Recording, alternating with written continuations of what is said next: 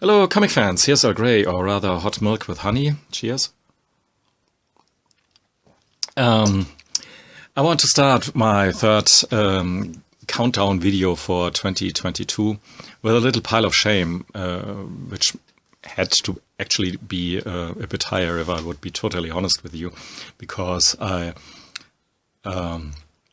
should include the Prince Valiant, the new slipcase edition, and some mangas and whatever. But just keep in mind that I'm a terrible reader. I haven't read not everything that was delivered to my doorstep, like Nightmare Country, the Sandman Universe story around the Corinthian. Would be for sure somewhere in my top 50 here as well. Same with Decorum. Started this, liked it quite a bit, but somewhere I thought, hey, I have to read it again because the concept is a bit over my head. Seven to Eternity, Rick Remender, always a joy for me. But this is some kind of thick joy, and here you can see where I am right now in the story. Not deep enough to really make a judgment about that book. Now to my books that I've read in total, and we are now on rank 30. And this Night Hunters here, with art by Alex Zirit, was a pleasant surprise. Not that actually I like everything by Alex Zirit, but with a quick glance through the pages here, I thought, hey, this is even for Mr. Zirit's art a bit sloppy. I like his blend of sloppiness, or his sloppy style, quite a bit, and especially the colors. But the colors here are a bit matte, which doesn't serve too much his art. The art pops more in Space Riders, for an example. But what's really cool here, or disturbing even, is that this is really a hard-boiled version of Mega City 1. So think Judge Dredd infused with lots of realism and not so much fun. This really is very close to our reality in many slums, favelas, on this right earth here today. So, and this timeliness put it on rank 30. Really interesting, good comic. Rank 29, Mind Management, Bootleg, the continuation of the long-lasting story line by Matt Kindt.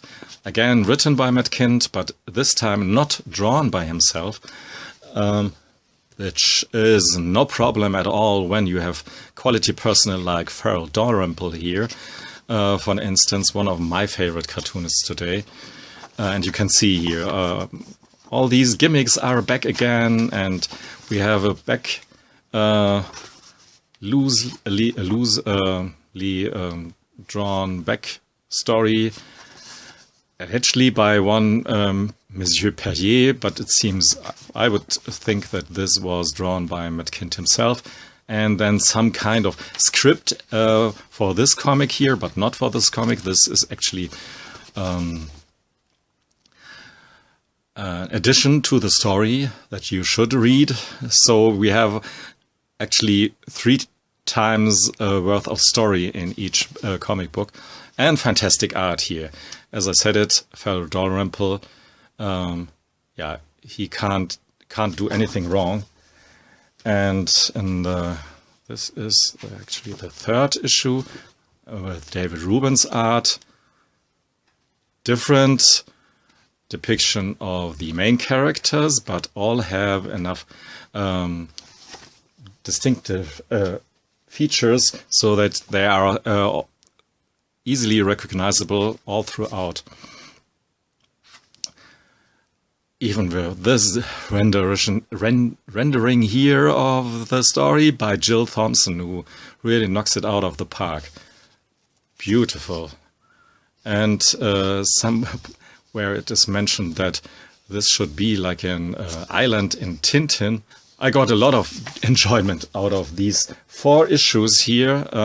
Not to forget Matt Lesniewski, a very idiosyncratic style, who was a very good match for the story here around these new characters in the Mind Manage universe. Some older ones are picked up, but and used for the story, but you don't have to have read Mind Management, the proper long-lasting series, before, even though you should, because it's one of the best comics ever. On rank 28, we have maybe not one of the best comics ever, but for sure one of the best looking comics. Taiyo Matsumoto's number 5, collected in 4 trade paperbacks, and each of them is a beauty with this fold around poster-like cover and all this shimmery, shiny stuff there. Really a lot of effort has gone in these books, in the art and the story. There's a lot of stuff to unpack, but I'm afraid that I haven't unpacked yet everything that was that actually is there and is conveyed in the story. So this is another case of maybe me being a bit too dumb for a high concept story, but there was enough stuff already in there to really enjoy my first read through. But this is obviously some kind of story that you will enjoy the second time even more when you go through this. And Taiyo Matsumoto is, of course, already one of my favorite, not only mangakas, but cartoonists in the world. Talking about favorites, of course, Philippe Trouillet, he can't be missed in one of my lists here, even though it is just as low as 27 with Wuz. But this is a simple enough effort from him so that I think I don't do him no harm. This is some sort of side project, I feel, in his personal universe. Even though, as I told you in my video, maybe some Trouillet fans would disagree and say that this is maybe their favorite Trouillet. On 26 we have The Miniman by Pierre Serron, an adventure comic series for kids, originally collected in albums, European albums, now in thick hardcovers here, series of thick hardcovers. This is volume 1 with material from 1967 to 1970.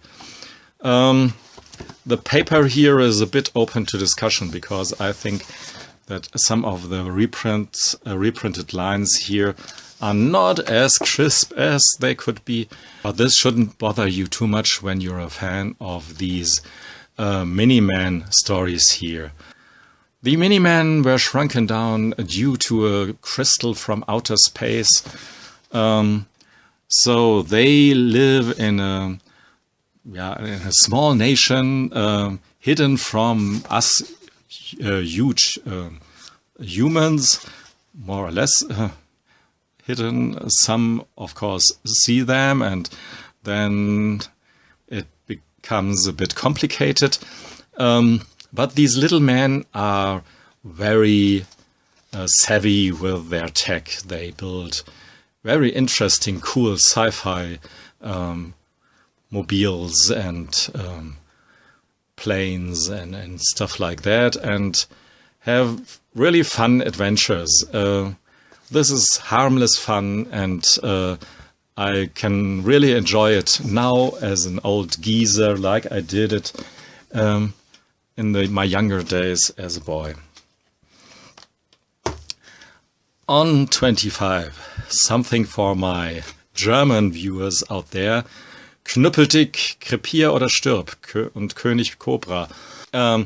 It's a collected edition of pulpy stories by one Bela Sobotka, who is really the hero of German underground cartooning. And these are earlier efforts by him, collected now in this fine, nice little hardcover here. Wonderful stuff. And a lot of the charm of these stories really is conveyed through the dialogue and the use of the German language within here. So I'm afraid this is really something only for Germans. But if you're a German comic fan, this is Pflicht. So, and now Lobster Johnson, 24, rank 24, volume 1. I mean, Lobster Johnson Omnibus was absolutely a no-brainer for me. This pulp character is, of course, only a side character in Hellboy. His ghosts pops up at certain places. I don't have to tell the Hellboy fan about him. And he's really just a cool character, a bit like a realistic proto-Batman. And despite of Mike Mignola's art popping up here and there, it's drawn by other artists, but all is very solid and fun and totally goofy, freaked out, whacked out comic entertainment. Can't wait for volume 2. On rank 23 we have this luxurious object. I did a whole video about Kazaa, the special edition, deluxe edition by Splitter. So you should check out that video if you're interested in this really interesting storytelling with this gorgeous art by one of Europe's more hidden gems in terms of cartooning, Monsieur Kazaa. On rank 22 we have The Fabulous Furry Freak Brothers by Gilbert Shelton and Paul Mavridis. This is the first collected edition with The Idiots Abroad and Other Follies. Very nice book here. I mean, if it would be slightly less nice, I wouldn't have got it because I have quite a few Fabulous Furry books here. But when I go now this collected route, I want to have them all, yeah, of course. Then all the other books that I have already will be doubles. But yeah, sort of this gorgeous book here is totally worth it, I feel. I mean, the Fabulous Furry Freak Brothers are one of the first cartoons from the US underground that I first read. So yeah, now of course I'm really looking forward for the next installments of this collected edition by Fantagraphics. The last book for today and the last book before Christmas, because I will record and upload the two last videos after Christmas, is this one here, rank 21. Written by Alan Moore and Kevin O'Neill of late. And Cinema Purgatorio is a nice little hardcover collection of the proper Cinema Purgatorio stories that were part of the comic books put out by Avatar of the same title. We have now in Germany a series of hardcovers of this size here with the different stories. Highly recommended, especially is Code Prue by Garth Ennis. But this here is fantastic as well. It's a demented, nightmarish cinema in which you see versions of old classics that you've never seen before in this way. Of course, infused with lots of Alan Moore wittiness and all kinds of Easter eggs. So it's a really good thing that we have, after each chapter, longer or shorter, this is a very short one, annotations on, this is rather typical here. For some pages of comic, you get lots of information that you can read, or you can skip it if you're cleverer than me, because I really need these annotations, but they're really fun. It's not a chore by no means, but this little book here, this takes time to get through. And sometimes this is really a good sign. Cinema Purgatorio, published in Germany through the Dantes Verlag. So, thanks for listening and watching. Goodbye.